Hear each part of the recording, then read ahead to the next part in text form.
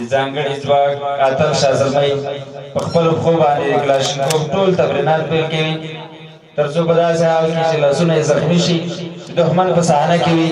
په خپله پښه وکوی شي خپل کلاشینکوف ترمیم اماده کړي او د دښمن د صحنې څخه ځان وباسي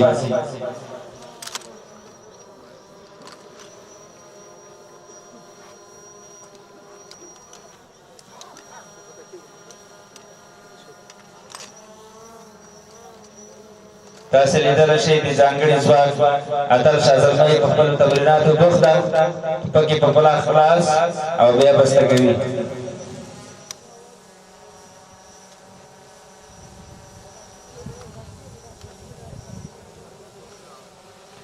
نړیوال باید زموږ له دغه حالته عبرت واخلي که زموږ لاسونه رګډ کړئ زموږ خو کې دومره جوش او جذبه شته چې ستاسې مقابله به انشاءالله العزیز په کلک عزم او کلک هوډ سره کوو موږ نه ختمېدونکي نه ستړېدونکي اتلان یو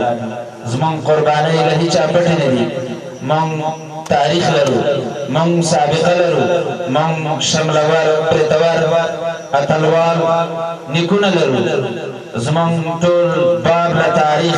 غیرت ننګ او فت څخه ډک دی موږ په هر وخت هر قسم حالاتو کې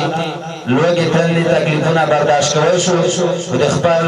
افغانستان سپېڅلې خاوره هېچا ته په اشغال کې نه شو ورکولی